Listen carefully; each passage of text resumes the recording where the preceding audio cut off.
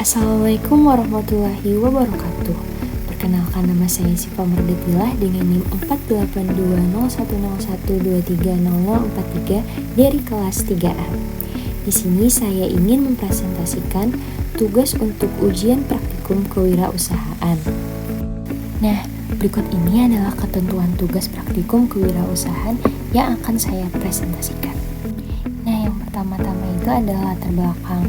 Pada zaman sekarang, masyarakat itu cenderung ingin sesuatu yang praktis, begitu juga terhadap makanan. Bakso adalah salah satu makanan yang disukai oleh berbagai kalangan, sedangkan basreng atau bakso digoreng merupakan salah satu variasi dari bakso yang sangat populer di Indonesia. Alasan yang menjadikan basreng mudah diterima dan disukai karena simpel dalam penyajian, bisa dibawa kemana saja, serta memiliki rasa yang pas dengan lidah masyarakat Indonesia, yakni memiliki cita rasa yang gurih bercampur bumbu pedas yang pas, sehingga ini menjadikan peluang yang cocok atau memiliki potensi yang menjanjikan untuk dijadikan usaha, terutama bagi mahasiswa atau pelajar karena tidak memerlukan modal yang banyak. Selanjutnya, tujuan usaha. Yang pertama, berinovasi dalam menciptakan varian rasa dan produk baru yang unik dan menarik, seperti basreng dengan rasa kekinian, basreng dengan topping, atau basreng dengan kemasan yang menarik. Yang kedua, meningkatkan efisiensi proses produksi dan operasional untuk menekan biaya dan meningkatkan profitabilitas.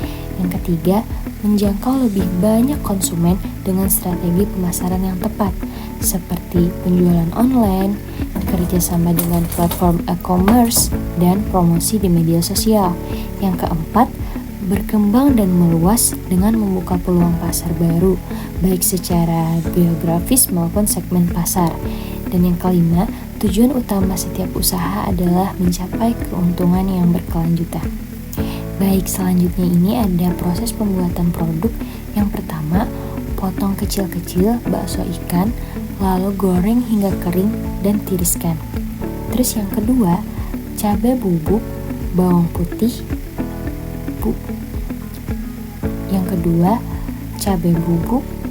bawang putih bubuk, dan bumbu asin diaduk, lalu beri minyak panas dan aduk rata. Yang ketiga, masukkan bakso yang sudah digoreng atau basreng, lalu masukkan daun jeruk yang telah digoreng sebelumnya dan diulek, aduk rata dan koreksi rasa. Nah, selanjutnya ada target pasar. Pada target pasar ini, saya menunjukkan untuk mahasiswa, dosen dan staf kampus, lalu pengguna media sosial. Pada mahasiswa, segmen terbesar dan paling potensial, mahasiswa cenderung mencari cemilan murah, praktis, dan mengenyangkan di sela-sela waktu belajar. Nah, selanjutnya, dosen dan staf kampus. Mereka juga membutuhkan cemilan untuk menemani waktu istirahat atau rapat.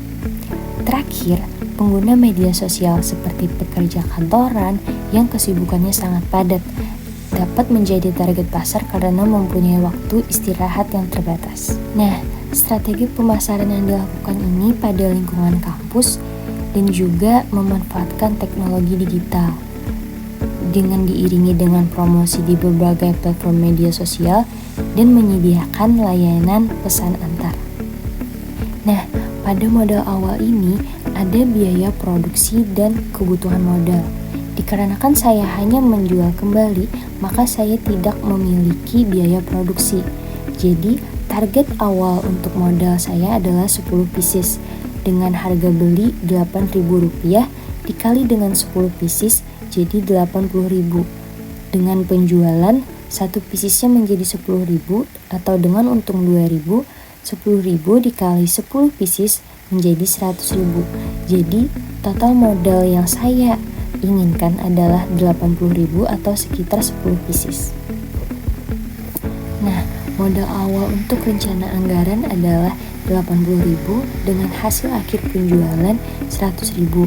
Jadi keuntungan yang diperoleh adalah 10.000 dikurang 8.000 jadi 2.000 dikali 10 pieces yang sudah laku. Jadi keuntungan yang diperoleh adalah 20.000.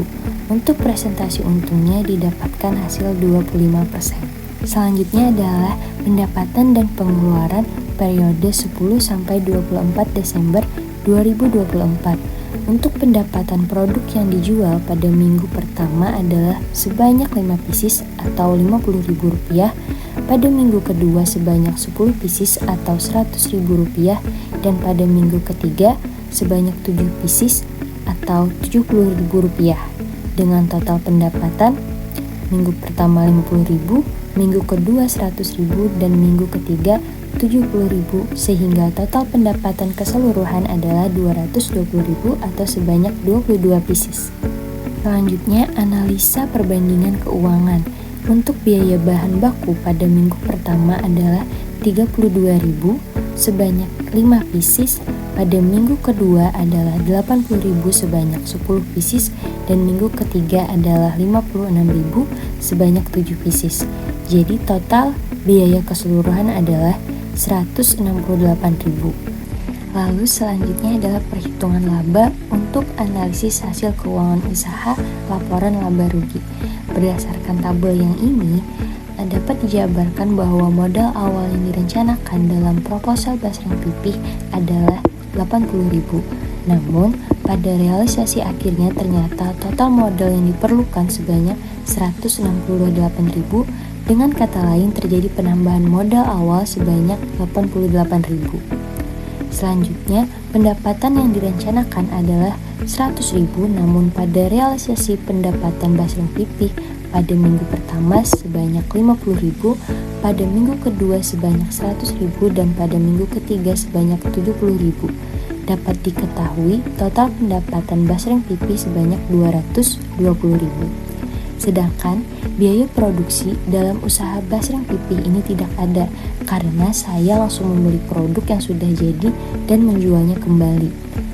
Terakhir, laba yang direncanakan dalam proposal adalah Rp20.000, sementara laba aktual mencapai Rp52.000, mengalami peningkatan sebesar Rp32.000 dengan presentasi laba sebesar 30,9%. Nah, perhitungan laba kotor itu didapatkan dari pengalian hasil produksi dikali dengan harga jual dan dikurangi dengan modal, yaitu Rp220.000 dikurang Rp168.000 sehingga didapat laba kotor Rp52.000.